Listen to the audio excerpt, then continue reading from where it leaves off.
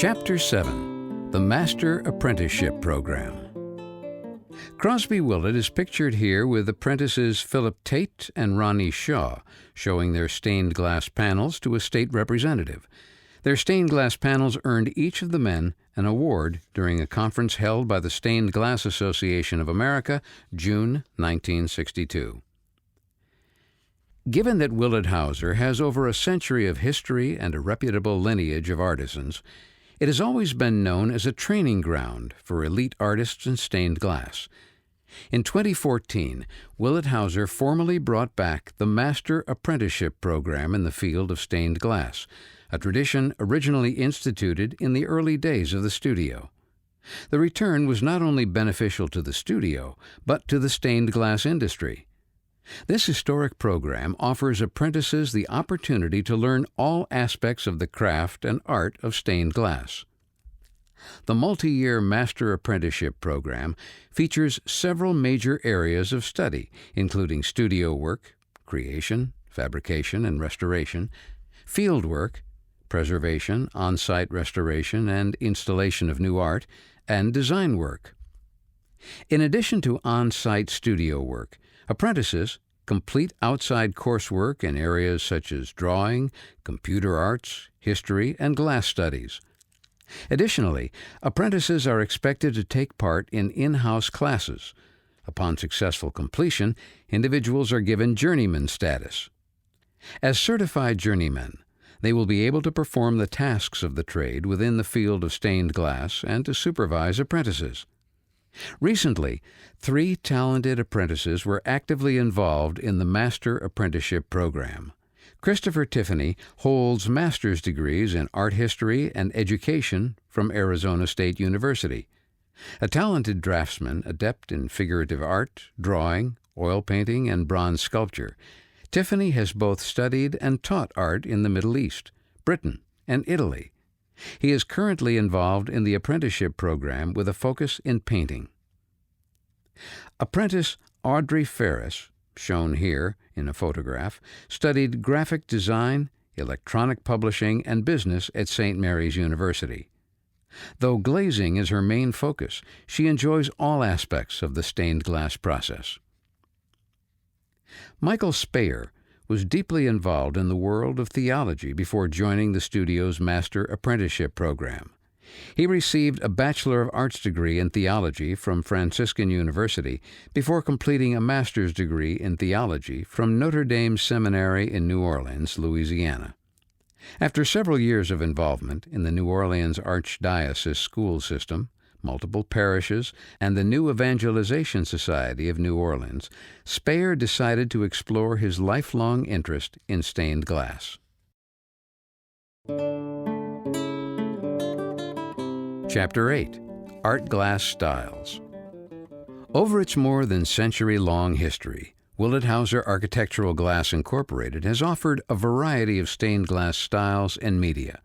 That tradition is continued today in the art glass the studio continues to produce, from traditional leaded glass windows to the more contemporary styles that faceted and etched glass windows offer. A glossary of stained glass terms appears at the back of the book for the reader's reference. On the next page is a photograph of Willet Studio artisan Raymond DeHaven, painting the details of a face on a piece of glass situated over a full-scale cartoon for a leaded window.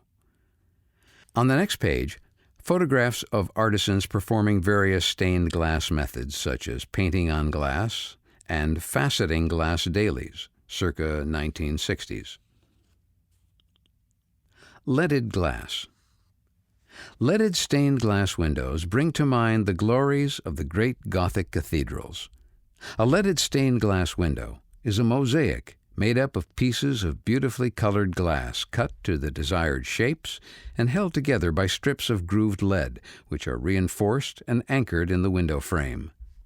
To control the passage of light, as well as add details like faces, drapery ornament, and lettering, the glass is hand-painted with reddish-brown or black powdered pigment, which is later permanently fused to the glass once fired.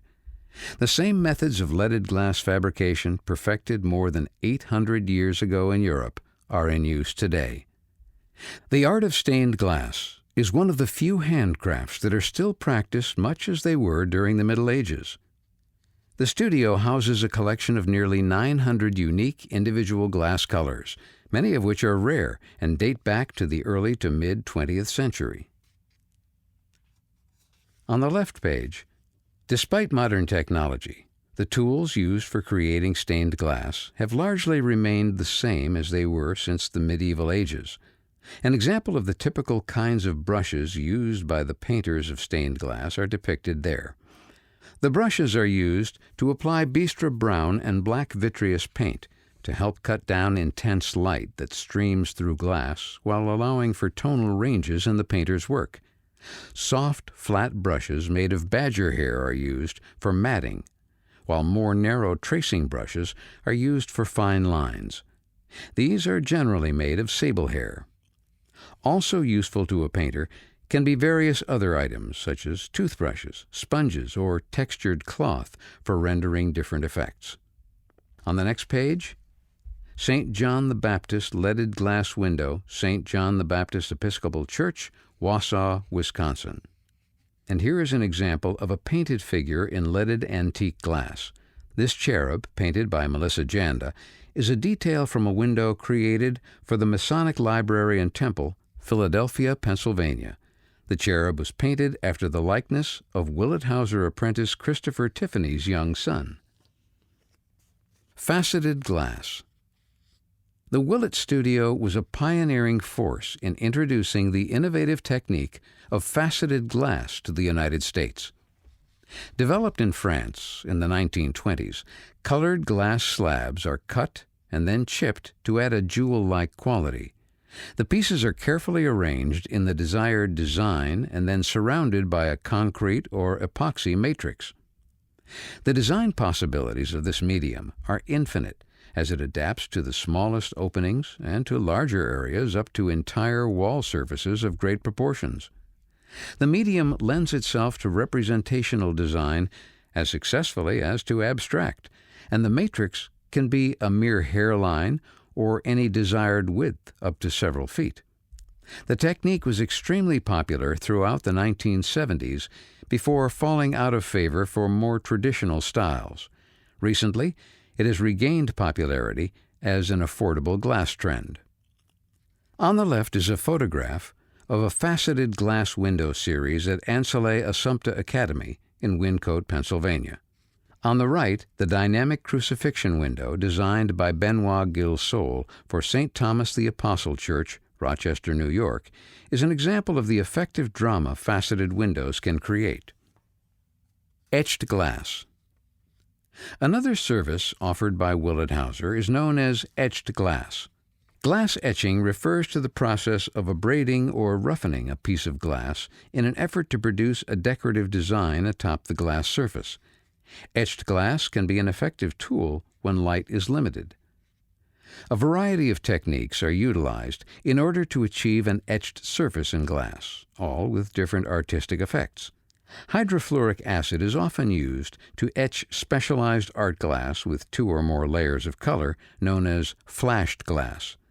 Hydrofluoric acid can also be used to engrave detailed designs onto clear glass.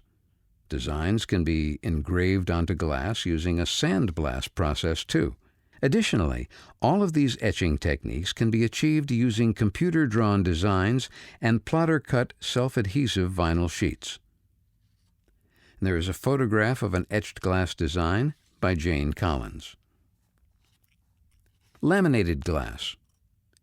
In the early 1960s, Willet Studios explored the idea of glass laminations on the insistence of 2 members of the studio design staff who were familiar with the lamination work being done in Europe, particularly in the Van Tederode studios in Amsterdam, Holland. The Dutch studio had perfected several methods of using an acrylic glue developed by the German Rohm and Haas firm in Darmstadt, Germany. The process involved using a caustic primer applied to the glass surfaces and building layers of glass from a base of plexiglass laminated between 2 sheets of either plate glass or tempered plate glass. The Willet Studios introduced this Dutch technique of Fabergem to the United States in 1966 after a visit to the Glass Industrie van Tederode glass factory in Amsterdam. A number of architectural projects were done by the studio, including 2 small panels made by Willet artisans Tony Mako and Vince Sarani. These panels won a place in a large exhibition by the Corning Museum that traveled internationally for 3 years during the 1970s. Research and development of the process was carried out at the studio from 1967 well into the 1980s. The laminated glass process today, depicted here on the left, is very different from the Fabergem technique Willet did in the past.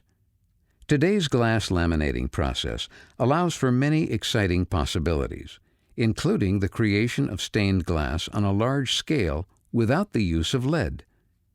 The advanced process uses Verifix 2K silicone to bond art glass to modern architectural substrates such as safety glass, float glass, insulated units, or more art glass.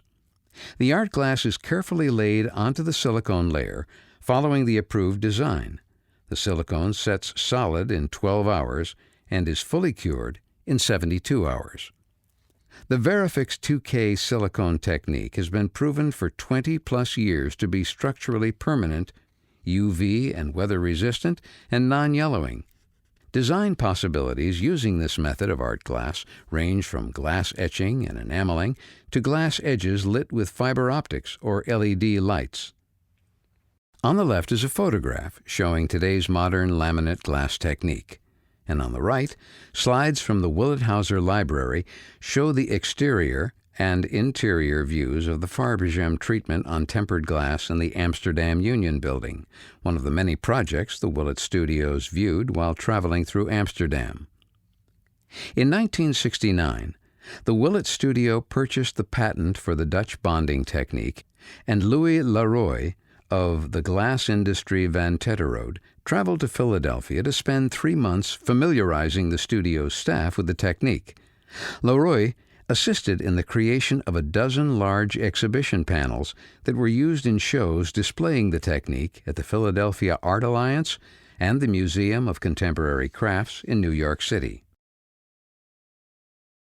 Sculptured gold.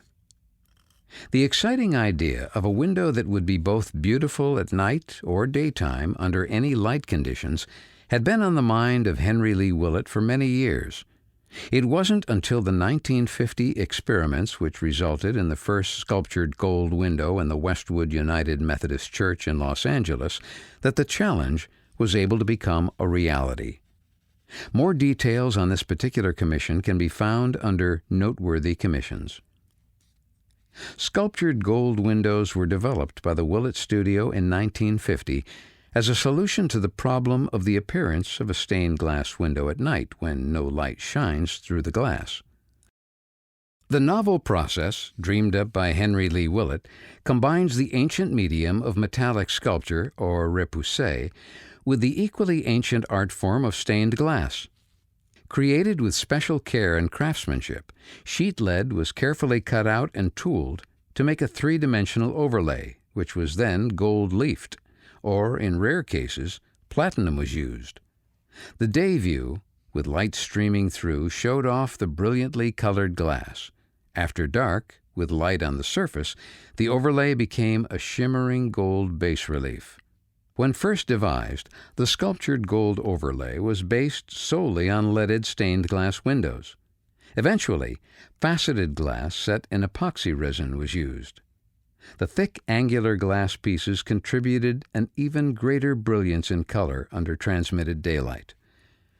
Over 100 installations in the gold technique were installed. With the eventual escalation of the cost of gold, the price of gold windows increased so that not enough were ordered, and the gold shop was regretfully closed. In honor of Henry Lee Willet's groundbreaking work, the studio has resurrected the sculptured gold process today. On the left is a photograph of a sculptured gold window at Myers Park Presbyterian Church in Charlotte, North Carolina, an example of one of the many Willet sculptured gold windows located in the United States still in existence today. And on the right, the detail of a sculptured gold window at Myers Park Presbyterian Church, Charlotte, North Carolina. The next photograph is a bird's-eye view of the sculptured gold department in the Chestnut Hill Studio, circa 1960s. Artisans work to apply sheeted lead overlays, on a workbench on the left, to the leaded glass panel at the right, which serves as the foundation of a leaded sculptured gold window. At close inspection, one can see the crucified Christ rendered in both leaded glass on the right side bench and in three-dimensional bas relief on the left side bench.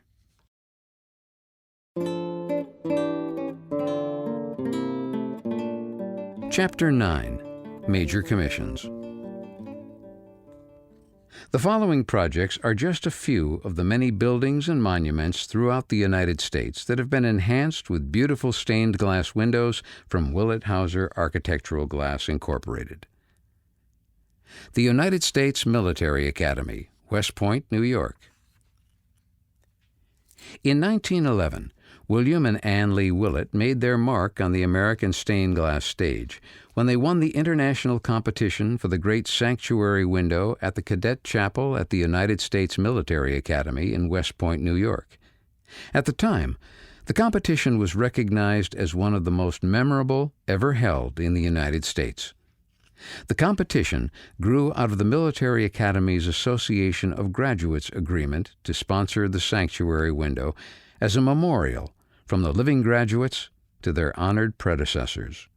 Shortly after the Cadet Chapel was completed, Bertram G. Goodhue of the renowned architectural firm Cram, Goodhue and Ferguson of Boston designed the chapel, which replaced the original 1836 chapel.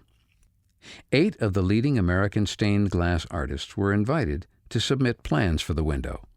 The deciding jury consisted of a committee of 3 colonels and 4 architects who specialized in ecclesiastical architecture. Out of the 8 designs submitted, only 2 were selected for consideration. The 2 designs created by the famed Tiffany Studios and the Willet Stained Glass and Decorating Company were then entered into a second competition consisting of 9 firms, including a number of international stained glass artists. Finally, the design submitted by William and Ann Lee Willet was selected.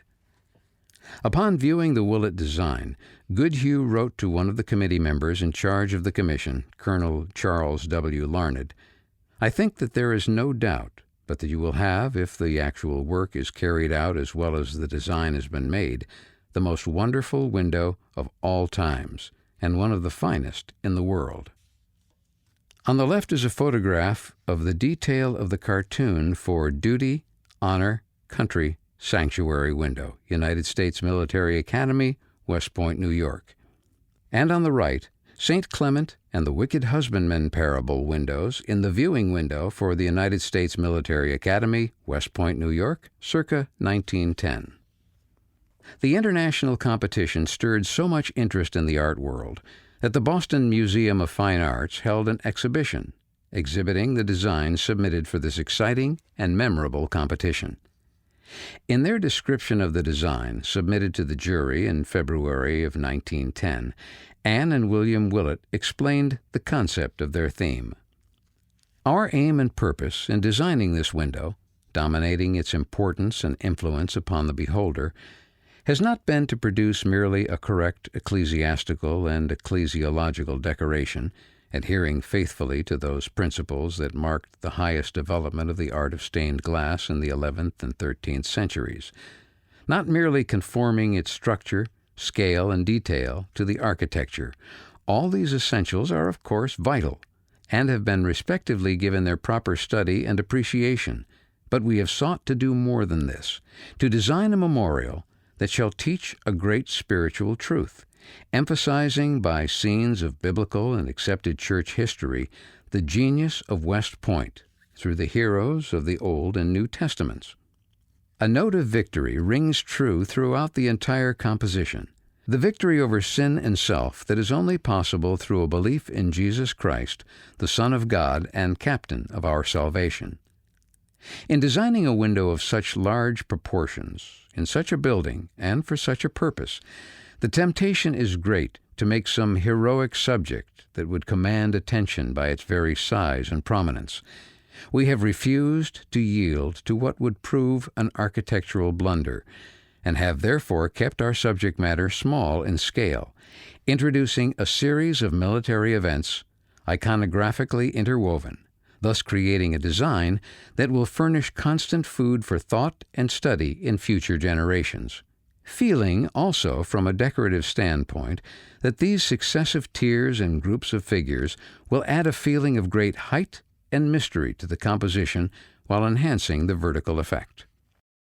Shown is a detail of the cartoon for the Duty, Honor, Country Sanctuary window depicting Ecce Homo, sponsored by the class of 1880 United States Military Academy, West Point, New York. And on the right, a detail of the lower portion or predella of Duty, Honor, Country, designed by William and Ann Lee Willet. Refusing suggestions for proposed modifications to their artwork, the Willets stayed true to their original theme and design, thus creating one of the greatest stained glass windows in the United States. Titled Duty, Honor, Country, the sanctuary window represents the genius of West Point, designed to embody the spirit of the great Gothic glass of Europe that William Willet so admired. Nearly 125 heroes of the Old and New Testament, including the evangelists, a crucified Christ, the Virgin Mary, Mary Magdalene, and a number of Old Testament figures and militant saints are depicted with great detail.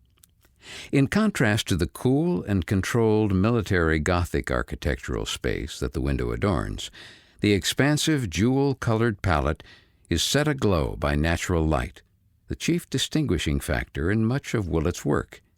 Composed of 9 lancets, the great window stands a staggering 50 feet tall by 34 feet wide. This prestigious opportunity led to a commission that spanned 66 years and 3 generations of Willets: William Willet, Henry Lee Willet, and E. Crosby Willet. It stands as the longest continuing stained glass commission in American history. In 1915, a few years following the window's installation, the Association of Graduates announced that individual classes would be invited to sponsor a window in the chapel, with the goal that eventually every class would be represented by a window. With this long-term plan in motion, Goodhue, William Willet, Colonel Larned, and Chaplain Edward S. Travers created a master plan for all of the class windows. Their plan divided the chapel windows into 3 groupings: the sanctuary window, designed as a memorial to the graduates of the Military Academy; the north window, as a memorial to the alumni who perished in World War I; and the nave windows, the gifts of the West Point classes. The series of windows, according to the master plan, would pay tribute to saints of the early church, as well as represent familiar stories of the Old and New dispensation, with patriarchs of Genesis represented first. In 1920, the Association of Graduates came to the realization that within 2 years over 20 classes had sponsored windows. At the rate they were moving, the work would not be completed for nearly 100 years. Additionally, they concluded, the classes with members such as Grant, Sherman, Lee, and Jackson would go unrepresented. During their annual meeting, it was decided that each class would present 2 windows, one for its own class, and the second for the class that had graduated 100 years earlier. Completed in 1976, the clerestory and nave windows of the chapel memorialize every class from 1802 through 1976, totaling 178 windows. Interestingly, the cost of the first window, installed in 1916, was only $300. The price of the last pair of windows installed in 1976 was also $300. Henry Lee Willet, realizing that the cadets received only a small salary, held the cost of the windows at their original price, willingly absorbing the additional cost as his personal contribution to the United States Military Academy, USMA. Henry Lee Willet worked closely with the class of 1944 as they commissioned their 30-year class gift to the Academy in 1974, the large stained glass window in Washington Hall. On the left of the page is a detail of Malachi, William Willet, circa 1911, and above, a photo showing 3 generations of Willets at West Point. William Willet brought his son to the sanctuary window dedication when he was a 10-year-old boy. Years later, Henry Lee Willet brought his son Crosby to see the windows when he was 10 years old. Completing the circle, Crosby brought his 10-year-old son William to the dedication of a plaque marking the 50th anniversary of Willet's association with West Point. The Willet family is shown here with Lieutenant General Garrison Davidson, 1960. And shown at the right, an image of the plaque presented to Henry Lee Willet in 1960. The windows of Washington Hall provide a historical record for the cadets who dine in the Academy's mess hall. It illustrates the wars in which West Point graduates participated, from the War of 1812 to the Vietnam War. This special class is known as the D-Day class because they graduated on June 6, 1944, and were called to service that same day by General Eisenhower, whose message welcoming them to the Army was included in their diplomas. On May 20, 2014, the 70th anniversary of the USMA graduating class of 1944, 14 remaining graduates and their family members joined in honoring those members of their class that are now deceased, and to pass on the legacy of the Willet windows they commissioned in 1974 to the USMA class of 1994. Willet Hauser Director of Art Development, Kathy Jordan, was invited to witness this unique event, which involved a signing ceremony for the transfer of custody of the window's endowment to the class of 1994. This endowment, established by the class of 1944, ensures that funds will be available to indefinitely maintain the beauty of the Washington Hall windows for many more years to come. A signed agreement stipulates that Willet Hauser Architectural Glass Incorporated will continue to conduct inspections at 10-year intervals, thus continuing the artistic relationship they've shared for over a century. Shown on this page is a detail of the Washington Hall window designs, watercolors by Colum Sharkey. Proctor Hall, Princeton University, Princeton, New Jersey. Within the same year the studio was awarded the West Point Commission, the Willets also secured another outstanding commission, the Western Wall in Proctor Hall at Princeton University. Beating out the renowned Boston studio of Charles Connick for the project, the window's initial design depicts the 7 liberal arts: grammar, rhetoric, logic, arithmetic, geometry, astronomy, and music, core skills believed necessary for success in philosophical and theological studies. Personified as 7 women clothed in the garments of ancient Greece, each figure holds her own symbol of knowledge. Below, a figure of the boy Christ is seated in the temple with his elders.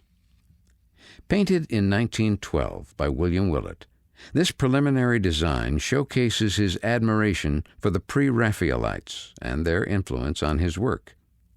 After complaints from the university's supervising architect Ralph Adams Cram that the design was too pictorial, with the inclusion of classical elements, perspective, and continuation across the whole window plane, the Willets revised its style to exemplify a more traditional medieval approach.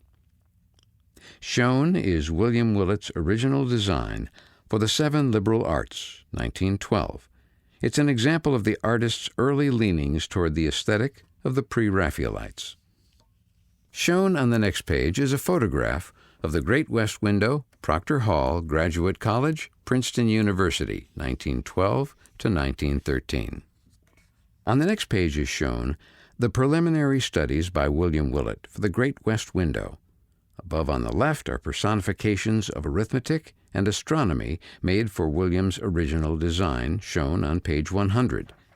His later studies, above right, show female personifications of arithmetic and geometry adorned in decorative medieval costumery. Compared with the earlier study, one can clearly see the artist's departure from classical elements in favor of a more Gothic aesthetic, as per the request of Ralph Adams Cram. And shown also on this page, Proctor Hall's Great West Window, depicting the 7 liberal arts, which commands the attention of the Hall's visitors. Westwood United Methodist Church, Los Angeles, California. One of the studio's most unique creations was the development of Henry Lee Willet's dream of a stained glass window that would be beautiful both day and night, as discussed in the chapter on art glass styles. In collaboration with Willet, Marguerite Godin combined colored glass with an overlay of lead sculpture flown with gold leaf, producing the Willet sculptured gold window. The first example of this type of window, designed by Godin, can be seen at the Westwood United Methodist Church in Los Angeles, completed in 1951. According to Crosby Willet, the technology had been in place for years. Owen Bonowit, Nicola DiCenzo, and others had used sheet lead silhouettes and had even applied gold leaf for added interest. It wasn't until a series of experiments were carried out by the studio in 1950 that Henry Willet's dream could be realized. Sample panels demonstrating night and daytime effects were created for Michael L. Benedum, a pioneer in the oil business, who placed the first sculptured gold window order for First Methodist Church in Bridgeport, West Virginia. Due to delays in the construction of the building, however, his was not the first sculptured gold to be produced. The sample panels were eventually shown to the Westwood United Methodist Church Committee.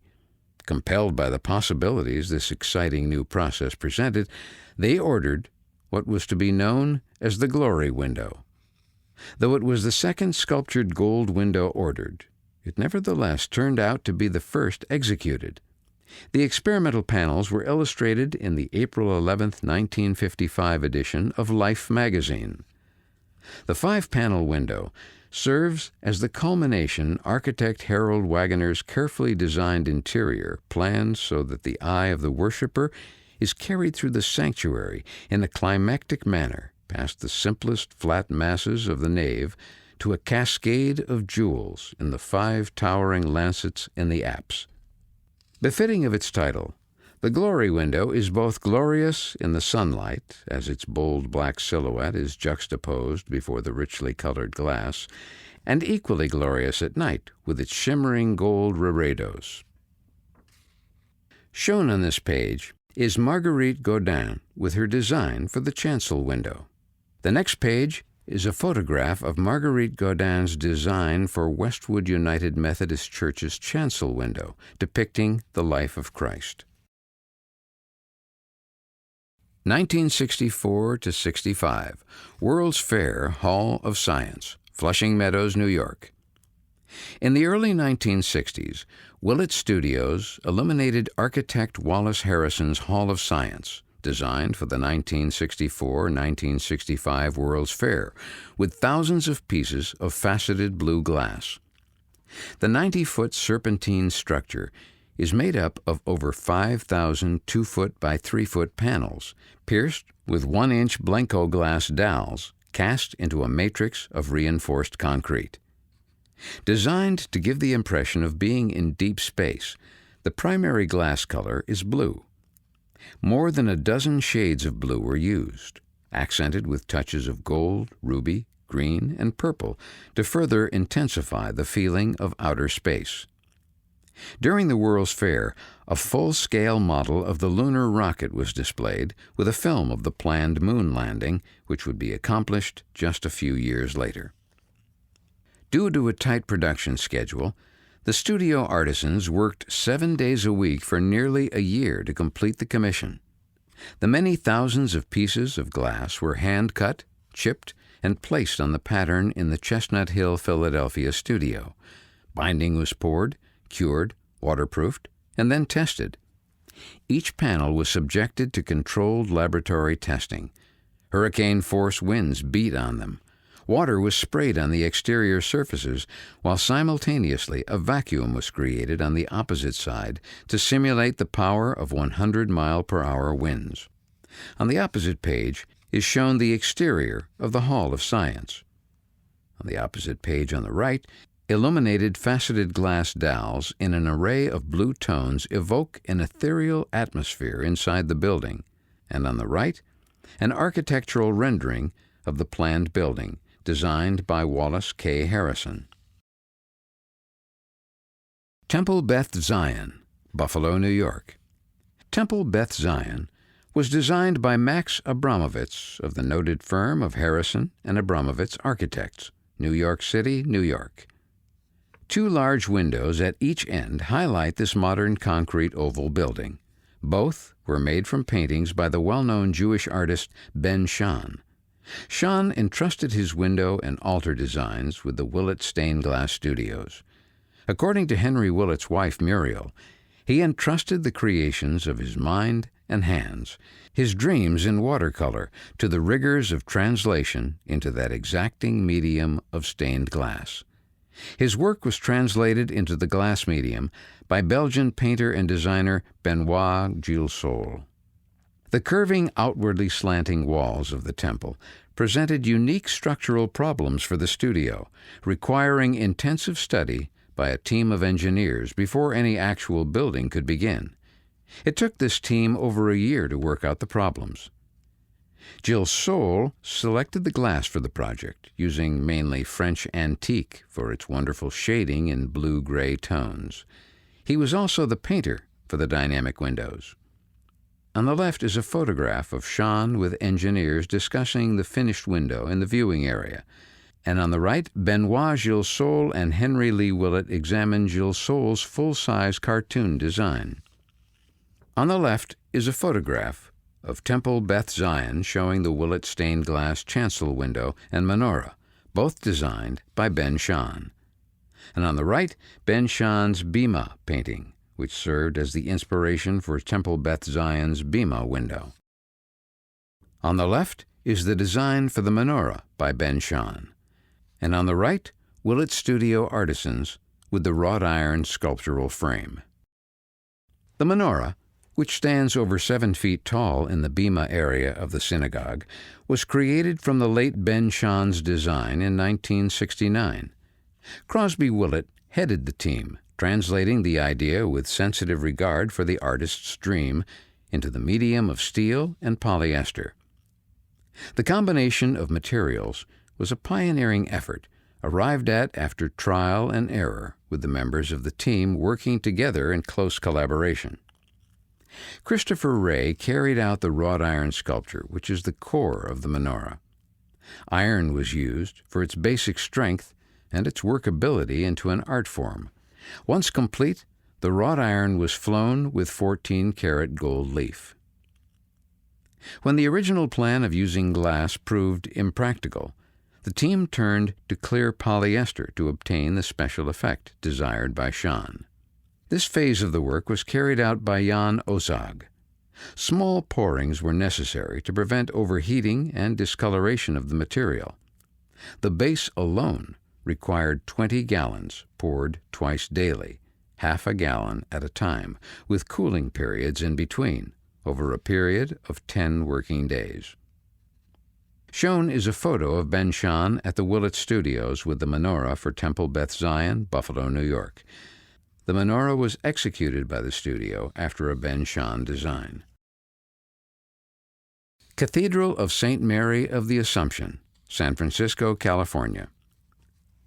Dalle de verre, or faceted glass as it is commonly known in the United States, was a process that began in the Willet Studio in 1953 to 1954. One of the studio's first attempts to use this medium, working from designs of an independent artist, was for the magnificent Roman Catholic Cathedral St. Mary of the Assumption in San Francisco, California, completed in 1970. Considered a masterpiece of religious architecture, the cathedral was constructed to replace the earlier 1891 cathedral of the same name that had survived the devastating 1906 San Francisco earthquake, but was tragically gutted by an arson set fire in 1963. Some of the most notable minds in North America and Europe worked together in an effort to build a cathedral that would be unique to the 20th century. The new modern cathedral was designed by local architects John Michael Lee, Paul A. Ryan, and Angus McSweeney in collaboration with two internationally reputed design consultants, Pietro Belluschi and Pierluigi Nervi. At the time of the commission, Belluschi served as Dean of the Architectural School of the Massachusetts Institute of Technology, and Nervi, a brilliant Italian engineer and architect, held a worldwide reputation for his innovative reinforced concrete structures. Shown is a faceted glass window designed by Georgi Kepish. At left is the exterior sculptural facade, and at right, the illuminated glass as viewed from inside the cathedral. Unlike the traditional cruciform floor plans typical of most cathedrals, the Cathedral of the St. Mary of the Assumption Square plan was considered radical at the time. The building features a modern roof, which follows both a convex and concave curve, as well as a hyperbolic paraboloid cupola, meaning the bottom horizontal cross-section of the roof is square and the upper section a cross. Each of the four cupolas, rising 170 feet above the floor, are pierced by 6-foot wide by 100-foot high faceted lancets, designed by Georgi Kepish, a professor and founder of the Center for Advanced Visual Studies at the Massachusetts Institute of Technology, MIT. The Hungarian-born Kepish was a designer, painter, educator, and aesthetic theorist. A pioneer in the marriage of art and technology, he evolved in the modern Bauhaus tradition. Kepish's window program, with windows located in the 4 points of a compass, evoked the 4 elements: air, water, fire, and earth. As Crosby Willet explained in St. Mary's Cathedral, a 20th century masterpiece, stained glass, spring 1983, the plan symbolized the reconciliation of opposites, hot and cold, wet and dry. For the Christian, all opposites are reconciled in the unity of an all-encompassing eternal God, explained Willet. On March 20th, 1969, the Willet Studios was awarded the contract as the third lowest bidder. The winner was not acceptable to Kepish, and the second lowest bidder planned to execute the work in France, a choice very much in opposition to the San Francisco building trades unions. Completion of installation had to be prior to December 31st of that year, but before any work could begin, the studio needed the approval from Kepish on the glass selection. With urgency, the studio assembled a pallet of 150 glass pieces from its large inventory of glass from France, Germany, Italy, and the United States in a single day for each window. Multicolor glass was selected for the south window, air, greens for the east window, earth, blues for the north window, water, and rubies for the west window, fire. There is a photograph showing the Cathedral of St. Mary of the Assumption in San Francisco, designed by Pietro Belluschi and Pierluigi Nervi. The cathedral features a unique paraboloid cupola. Once approved by Kepish, drawings of each opening were created by Lucien Clanet, and artisans were divided into 2 teams of 6 craftsmen led by Henry Lee and Crosby Willet. Piece by piece, the Willets selected the glass. Henry Lee selected the glass for the east and south windows, as well as the 60-foot-high skylights, and Crosby worked to gather ruby and blue glass pieces for the north and ruby glass for the west window. Long summer days enabled the artisans to work late into the evening, with the 6-man crews cutting and casting panels 6 days a week. All glass was cut from patterns freehand, without the use of saws, and the faceting, as per Kepish's 1-inch scale sketches, was marked as they were selected on the pattern. As the windows developed, Kepish became increasingly concerned that his design concept would be lost by the tremendous halation of light streaming through the windows, the higher they were from the floor. He urged that the artisans cut the pattern for each piece of glass smaller and smaller, until the proportion of glass to matrix averaged about 30% glass to 70% matrix. The front 2 vertical windows were shipped to San Francisco that September, and by October 1st, installation on all vertical windows had begun. By Thanksgiving, all 4 windows were installed. Constant day into evening work 6 days a week continued at the studio in order to complete the skylight so that it would make its December 31st deadline. Over the 3 years to follow, the studio worked to complete Kepish's designs for the 3 entrances, with Charles Z. Lawrence translating all the color designs into glass. There is a photograph showing a detail of the west window representing fire, and another photograph showing a view from below, Georgie Kepish's faceted skylight, which rises 170 feet above the cathedral's floor. Black River Falls United Methodist Church, Black River Falls, Wisconsin. In 1995, Willet Hauser Architectural Glass was commissioned to create a Tiffany-like landscape scene with contemporary aesthetic for the chancel window at Black River Falls United Methodist Church in the small town of Black River Falls, Wisconsin. Designed by Jane Collins, the 20-foot wide by 24-foot high chancel window depicts a landscape scene featuring lambs grazing along the banks of a river as the sun sets in the background. In the foreground, the falls of the Black River open up into a field of blue glass, surrounded by iris flowers and aquatic vegetation. High up on the hill, a Latin cross stands tall above the pastoral landscape. It is the mouth-blown antique glass, sourced entirely of Lambert's glass from Waldsassen, Germany, which gives the window its contemporary feel. Crosby Willet, who was in charge of the project, personally hand-selected each piece of glass used to create the effect of water. The depth of color and the stunning variances of light and dark throughout the window are due entirely to the glass used, as not a single piece of glass is painted. The photograph on the left shows the details of the landscape with sheep and cross. Black River Falls United Methodist Church, Black River Falls, Wisconsin. And on the right, a landscape with sheep and cross in situ.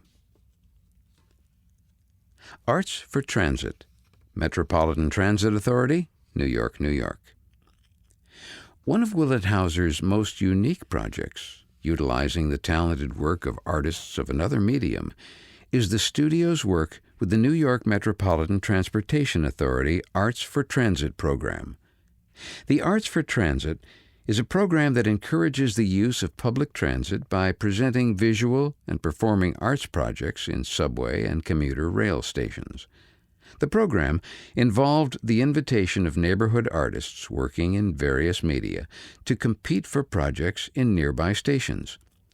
Willet Hauser was approached by the Metropolitan Transportation Authority in 1996 to fabricate faceted stained glass panels based on the winning designs of many of these artists.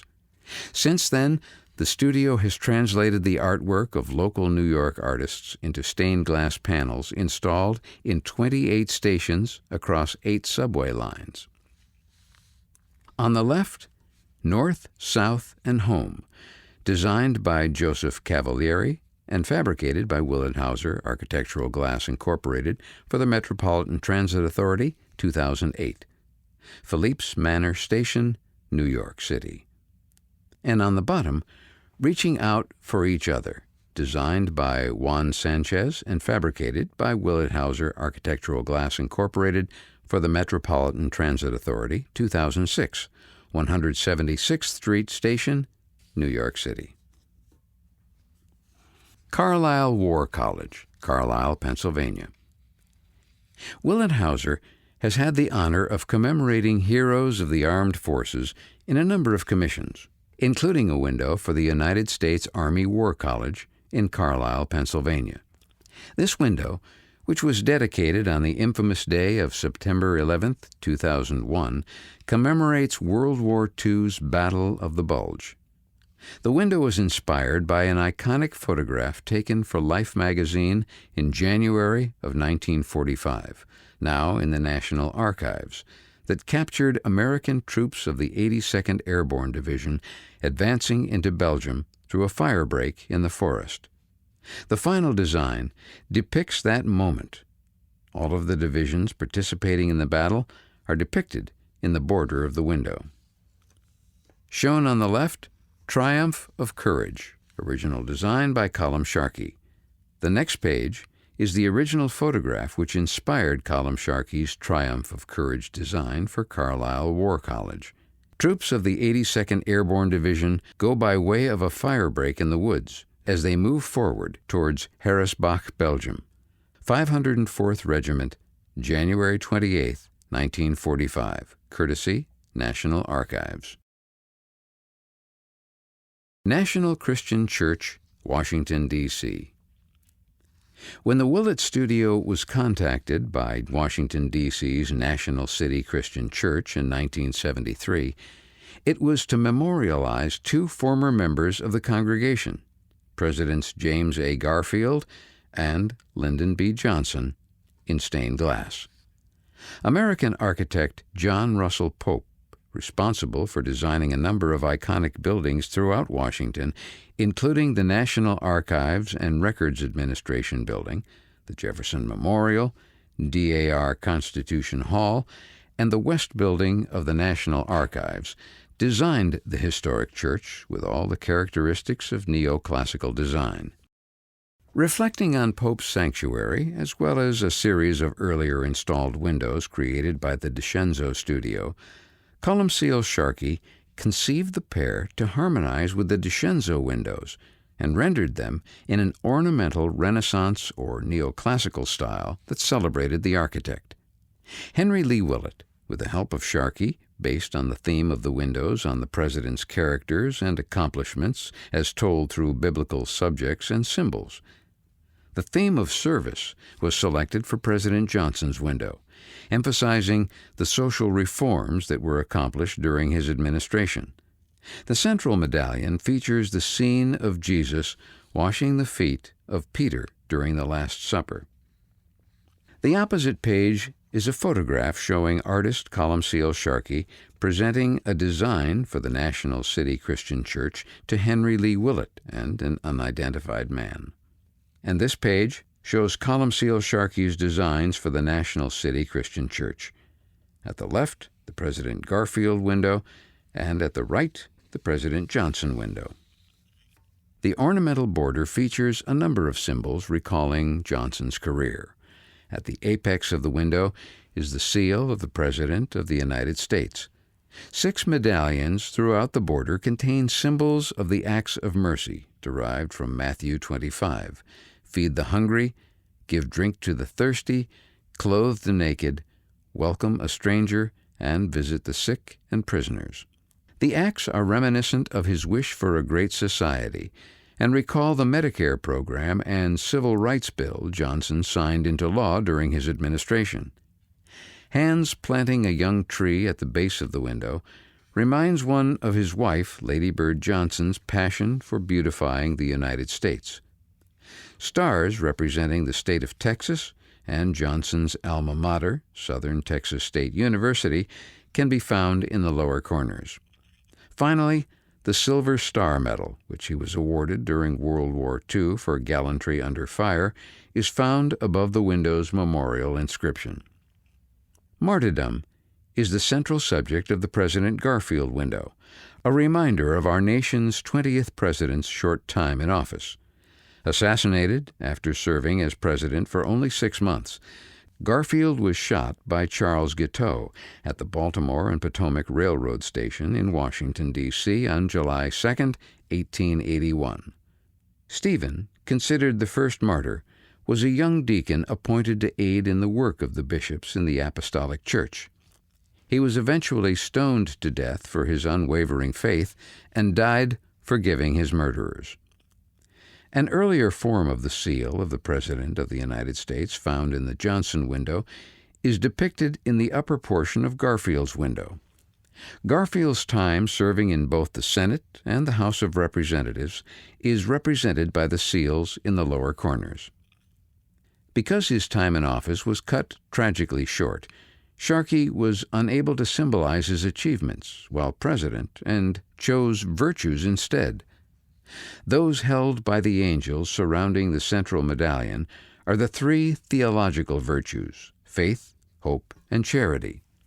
The cardinal virtues, courage, justice, and temperance, and the capital virtues, liberality, humility, and diligence, are symbolized in the border. The latter recalls Garfield's background in law. Additionally, he was a professor and eventually president at Hiram College, teaching Latin, Greek, history, philosophy, mathematics, and English. This devotion to knowledge is symbolized in the large medallion over the center cartouche by a lamp, book, pen and ink, compass and triangle, and tablets of the Ten Commandments. During the 1980 to 1981 renovation of the sanctuary, the stained glass windows were installed to memorialize these two great leaders of the United States.